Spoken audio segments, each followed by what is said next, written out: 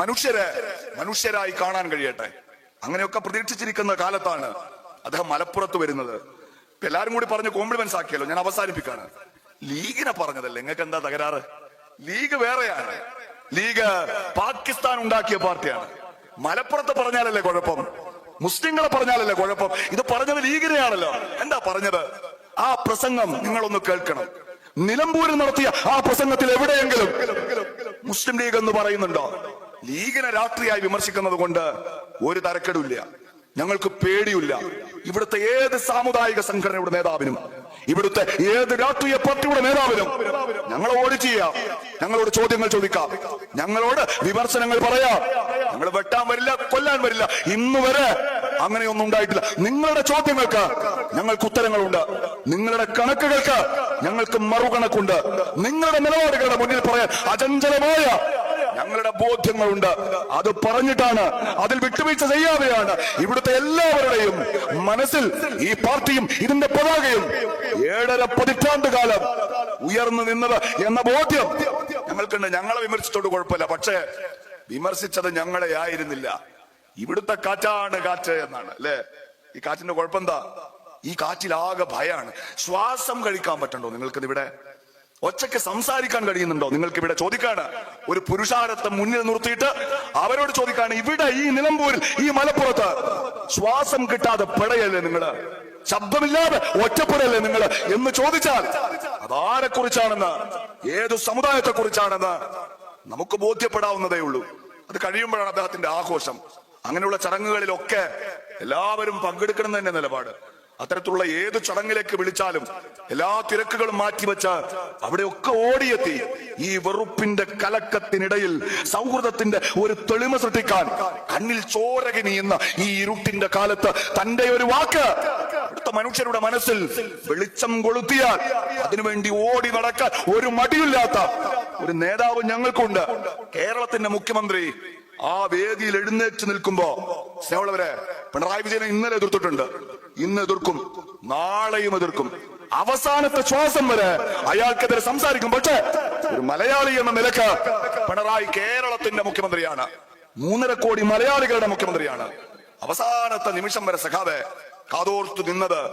അതിനെതിരെ ഒരു വാക്ക്, ഒരു തിരുത്തൽ താങ്കൾ പറയണമെന്ന് ഞങ്ങൾ ആഗ്രഹിച്ചിരുന്നു. ഇവിടുത്തെ ഞങ്ങൾ ലീഗാരും മാത്രമല്ല കേട്ടോ, നിങ്ങളുടെ സഖാക്കൾ ഉണ്ടെങ്കിലോ. നിങ്ങൾ മുൻനിരയിൽ നിന്ന് വിളിച്ചു കൊടുത്ത മുദ്രാവാക്യം, ഞങ്ങളിലില്ല ഹൈന്ദവ രക്തം, ഞങ്ങളിലില്ല ക്രൈസ്തവ രക്തം, ഞങ്ങളിലില്ല മുസ്ലിം രക്തം, ഹിന്ദു മുസ്ലിം ക്രിസ്ത്യാനികളുടെ രക്തഞരമ്പുകളൊന്നാകെ മുപ്പിരിയിട്ട് പിരിച്ചൊരു കയറിൽ കെട്ടിയതാണ് ചെങ്കൊടിയെങ്കിൽ ഞങ്ങളിലുള്ളത് മാനവ രക്തം എന്ന മുദ്രാവാക്യത്തിന്റെ വൈകാരികത നെഞ്ചിലേറ്റുവാങ്ങി അതിന്റെ ഇടർച്ചയിൽ ഈങ്കുലാബ് പിടിച്ച ചോരച്ചെങ്കൊടി ഉയർത്തിപ്പിടിക്കുന്ന 10,000-കണക്കിന് മനുഷ്യർ ഒരു തിരുത്ത് ആഗ്രഹിച്ചിരുന്നു. നിങ്ങൾ എന്താ ചെയ്തത്?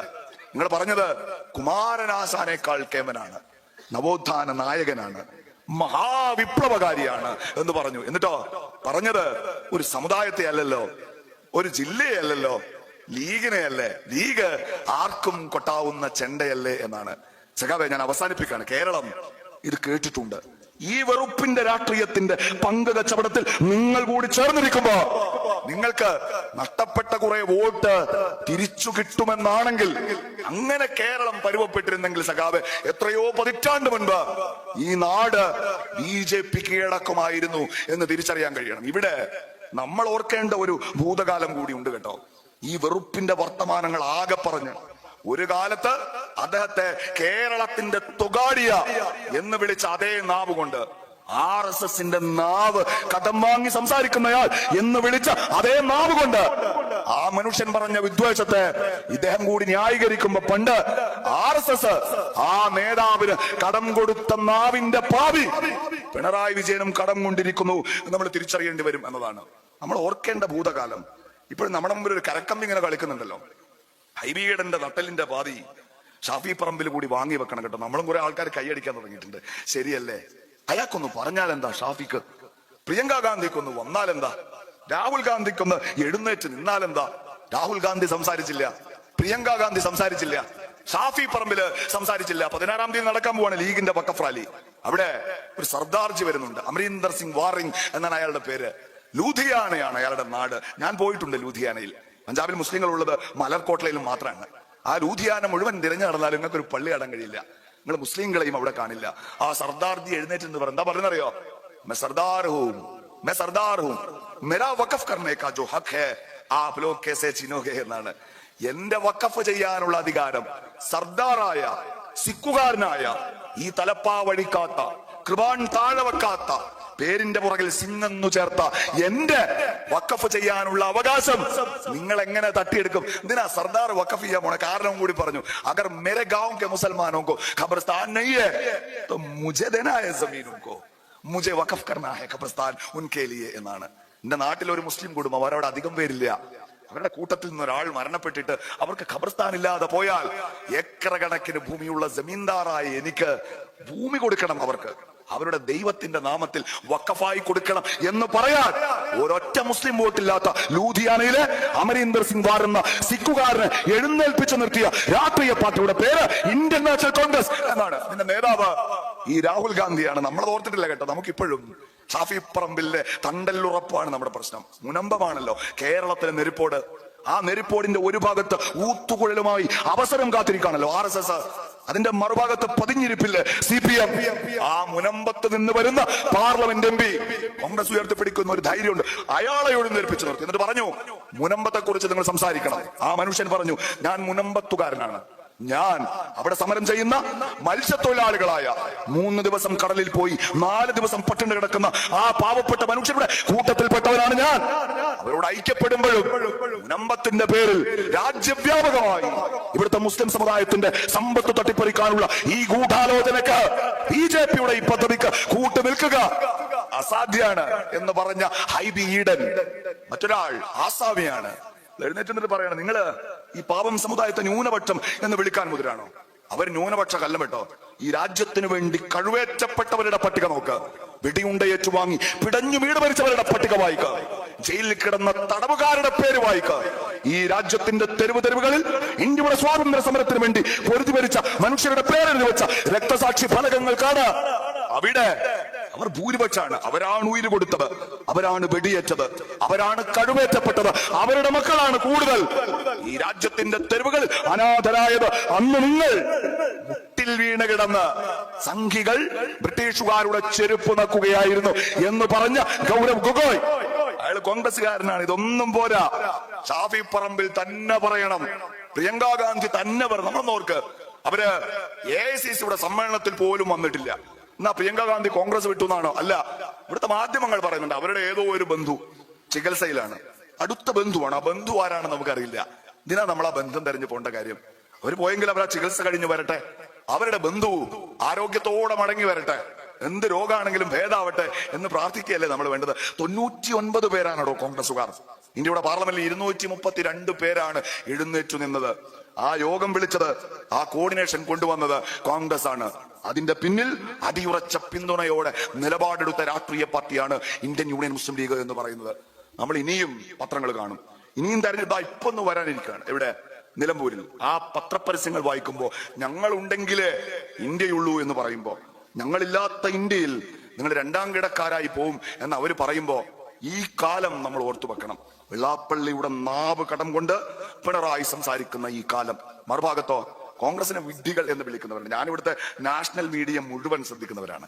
ഇന്ന് കോൺഗ്രസിനോട് നരേന്ദ്രമോദി പറയുന്നത്, നിങ്ങൾ ഇത്ര കാലമായിട്ട് കോൺഗ്രസ്സുകാരനായ ഒരു പ്രസിഡന്റിനെ വെച്ചോ, നിങ്ങൾ നാളെ കോൺഗ്രസിന്റെ ഒരു പ്രസിഡന്റിനെ വെക്ക്. എന്നാ മോഡി പറയുന്നത് കേട്ട് കോൺഗ്രസ് ഒരു മുസ്ലിം പ്രസിഡന്റ് അങ്ങോട്ട് വെച്ചു കൊടുത്താലോ? അന്ന് തുടങ്ങും ഇവന്മാര്, ഇത് മാപ്പിളാരുടെ പാർട്ടിയാണ് കേട്ടോ, മുസ്ലിങ്ങളുടെ പാർട്ടിയാണ് കേട്ടോ. ചെറിയ സമ്മർദ്ദമല്ല. കോൺഗ്രസിനെ പൊട്ടന്മാരെന്ന് വിളിക്കുന്ന ദേശീയ മാധ്യമങ്ങളുണ്ട്. കോൺഗ്രസ് മുസ്ലിങ്ങൾക്ക് വേണ്ടി സംസാരിക്കുമ്പോൾ ഊറിച്ചിരിക്കുന്ന BJP ഐഡിയോളജി ഉയർത്തിപ്പിടിക്കുന്ന മാധ്യമ പ്രവർത്തകരുടെ പേര് ഞാൻ നിങ്ങളോട് എണ്ണി പറയാം. അവരെന്തിനാ ഊറിച്ചിരിക്കുന്നതെന്ന് അറിയാം നിങ്ങൾക്ക്? കോൺഗ്രസ് വഖഫിന് വേണ്ടി പറയണം, കോൺഗ്രസ് പൗരത്വ നിയമത്തിനെതിരെ പറയണം, കോൺഗ്രസ് ലവ് ജിഹാദിനെതിരെ പറയണം. ഗ്യാൻവാപ്പിയിലെ പള്ളി ക്ഷേത്രമാണോ പള്ളിയാണോ എന്ന തർക്കം വരുമ്പോ കോൺഗ്രസ് അത് പള്ളിയാണെന്ന് പറയണം. എന്നാലോ ഉത്തരേന്ത്യയിൽ കോൺഗ്രസ് ഇനിയും തോറ്റോളും, കോൺഗ്രസ് ഇനിയും നഷ്ടം ഉണ്ടാവും. കാരണം അത് ചൂണ്ടിക്കാണിച്ചിട്ട് വേണം ഈ പാവപ്പെട്ട മനുഷ്യരുടെ മനസ്സിലേക്ക് ഞങ്ങൾക്ക് വെറുപ്പ് കുത്തിവെക്കാൻ എന്ന് ചിന്തിക്കുന്ന BJP ഊറിച്ചിരിക്കുമ്പോഴും സ്നേഹമുള്ളവരെ, കോൺഗ്രസ് ഈ രാജ്യത്തെ ന്യൂനപക്ഷങ്ങളെ ഭരണകൂടത്തിന് വേട്ടയാടാൻ വിട്ടുകൊടുക്കില്ല എന്ന നിലപാടെടുക്കുന്നുവെങ്കിൽ എന്തെന്ത് നമ്മൾ പരിഹസിച്ചാലും, എന്തെന്ത് കുറവുകൾ ഉണ്ടായാലും ഇത് നിങ്ങൾക്ക് നഷ്ടക്കച്ചവടമല്ലടോ എന്ന് ആളുകൾ പരിഹസിക്കുമ്പോഴും കോൺഗ്രസ് അത് ഉയർത്തിപ്പിടിക്കുന്നത്, ആ നിലപാട് ഉയർത്തിപ്പിടിക്കുന്നത് അവർക്ക് അങ്ങനെ ആകാൻ കഴിയൂ എന്നതുകൊണ്ടാണ്. അതവരുടെ നിയോഗമാണ് എന്നതുകൊണ്ടാണ്. ഈ രാജ്യത്തിന്റെ ഭരണഘടന അത് പറഞ്ഞാണ് ഞാൻ തുടങ്ങിയത്, അത് പറഞ്ഞ് അവസാനിപ്പിക്കണം. ഭരണഘടന രൂപീകരിക്കപ്പെടുമ്പോ അംബേദ്കറോട്, നെഹ്റുവിനോട് അപ്പുറത്തൊരു മുസ്ലിം പാകിസ്ഥാൻ ഉണ്ടാകുമ്പോ ഇന്ത്യ ഒരു ഹിന്ദുസ്ഥാൻ ആകണ്ടേ എന്ന് ചോദിച്ചവരുണ്ട്. പകരത്തിന് പകരം എന്ന് നമ്മളിൽ ചില ആളുകൾ കൂടി ചിന്തിക്കുന്ന ഈ കാലത്ത് അത് ന്യായമായ ഒരു ചോദ്യമായിരുന്നു. അങ്ങനെ ആയിക്കൂടാ എന്ന് പറഞ്ഞത് നെഹ്റുവാണ്. അത് നെഹ്റു ഉയർത്തിയ പതാകയാണ്. എത്ര തെരഞ്ഞെടുപ്പ് തോറ്റാലും അവർക്ക് ആ നിലപാടെ ഉയർത്തിപ്പിടിക്കാൻ കഴിയൂ. ആ നിലപാടിനെ ശക്തിപ്പെടുത്തേണ്ട, അതിനോടൊപ്പം അചഞ്ചലമായി നിലയുറപ്പിക്കേണ്ട ബാധ്യത നമുക്കുണ്ട് എന്നാണ്. മറുഭാഗത്തോ ഈ സംരക്ഷകരെ കൂടി നമുക്ക് തിരിച്ചറിയാൻ കഴിയണം. കഴിഞ്ഞ ആഴ്ച കണ്ടല്ലോ കഫിയ ഇട്ട ഒരു ഫോട്ടോ, മധുരയിലെ പാർട്ടി കോൺഗ്രസിൽ കഫിയ ഇട്ടിട്ട് പറയാണ്, ഏത് ഞങ്ങള് ഫലസ്തീനിന്റെ കൂടെയാണ് എന്നാണ്. സ്നേഹമുള്ളവരെ, ഫലസ്തീനികളായതുകൊണ്ട് ഞങ്ങൾ അവരെ കൊല്ലുന്നു എന്ന് നിങ്ങൾ ഈ പറയുന്ന ഇസ്രായേൽ ഇതുവരെ പറഞ്ഞില്ല കേട്ടോ. അവർ ഹമാസുകാരാണ്. കൊല്ലപ്പെട്ട കൊച്ചുകുട്ടിയോ അവൻ വളർന്നാൽ ഹമാസ് ആവും. നിങ്ങൾ എന്തിനാ ആശുപത്രി തകർത്തത്? അതിന്റെ അടിത്തട്ടിൽ ഹമാസ് ഒളിഞ്ഞിരിപ്പുണ്ട്. എന്തിനാണ് റെഡ് ക്രസന്റിന്റെ ആംബുലൻസ് ആക്രമിച്ചത്? അതിൽ ഹമാസ് പോകുന്നുണ്ടായിരുന്നു. നിങ്ങൾ എന്തിനാണ് പത്രപ്രവർത്തകരെ കൊന്നത്? അവരും ഹമാസിന്റെ ആൾക്കാരാണ്. നിങ്ങൾ എന്തിനാണ് ആ ഗർഭിണിയെ കൊന്നത്? അവൾ പ്രസവിക്കുന്നവനും കാലുറച്ചാൽ ആ പൂഴിമണ്ണിൽ നിന്ന് കരിങ്കൽ ചീളുകൾ വാരിയെടുത്ത് ഞങ്ങൾക്ക് നേരെ എറിയും. അവനും ഹമാസാണ്. ഗർഭസ്ഥ ശിശു ഹമാസ് ആയേക്കാം. പിറന്നു വീണ ചോരക്കുഞ്ഞ് ഹമാസ് ആയേക്കാം. പത്രപ്രവർത്തകൻ ഹമാസിന് വേണ്ടി സംസാരിച്ചേക്കാം. ആശുപത്രിയിലെ ഡോക്ടർ ഹമാസിന്റെ ആളുകളെ ചികിത്സിച്ചേക്കാം. നിങ്ങൾ ആ ഹമാസ് മാറ്റിയിട്ട് ഇവിടെ മലപ്പുറം എന്നൊന്ന് വായിച്ചാൽ അവസാനം പറഞ്ഞല്ലോ, മലപ്പുറത്തെ ഒന്നാകെ പറഞ്ഞില്ല കേട്ടോ. പിന്നെ ആരെയാ പറഞ്ഞത്? ലീഗിനെയാ പറഞ്ഞത്. ലീഗിന് അങ്ങനെ പറയാമല്ലോ. അവിടെ മുസ്ലിം എന്നുണ്ടല്ലോ, അവിടെ പച്ച പതാകയുണ്ടല്ലോ.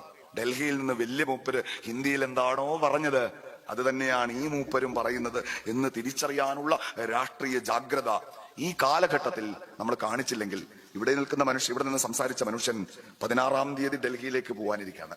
ഡൽഹിയിലെ സുപ്രീം കോടതിക്ക് മുൻപാകെ 6 പേർ ഒപ്പിട്ട ഒരു സങ്കട ഹർജിയുണ്ട്. അതിലൊരാൾ ഈ പാർട്ടിയുടെ ദേശീയ ജനറൽ സെക്രട്ടറിയാണ്. പിന്നാലെ ഒപ്പിട്ട 5 പേരും ഇന്ത്യയുടെ പാർലമെന്റിലെ MP-മാരാണ്. ഈ ബില്ലിന് വേണ്ടി സംസാരിക്കാൻ അവർ അവിടേക്ക് പോയത് ഈ രാജ്യത്ത് നമ്മൾ ഉയർത്തിയ പതാകയുടെ കരുത്തിലാണ്. ആ കുടിക്കാലിന്റെ താഴെ നിന്ന് അത് അരിഞ്ഞു വീഴ്ത്താൻ ആര് ശ്രമിച്ചാലും ഒറ്റക്കെട്ടായി നിന്ന് പ്രതിരോധിക്കേണ്ടുന്ന ഒരു ബാധ്യത നമുക്കുണ്ട് എന്ന തിരിച്ചറിവോടെ, ഒരു ഭാഗത്ത് ഈ ആവേശത്തോടെ, ഈ ജീവകാരുണ്യ പ്രവർത്തനങ്ങളുടെ ഒക്കെ ഭാഗമാകുമ്പോഴും അതിനൊക്കെ അപ്പുറത്ത് ഈ പാർട്ടിയുടെ രാഷ്ട്രീയ സന്ദേശം ഉയർത്തിപ്പിടിക്കുക എന്നത്, ഈ പാർട്ടിയുടെ പോരാട്ടത്തിന്റെ ഈ നിയോഗത്തിലെ കണ്ണിയാവുക എന്നത് നമ്മുടെ ഉത്തരവാദിത്വമാണ് എന്ന് തിരിച്ചറിയാൻ കഴിയണം.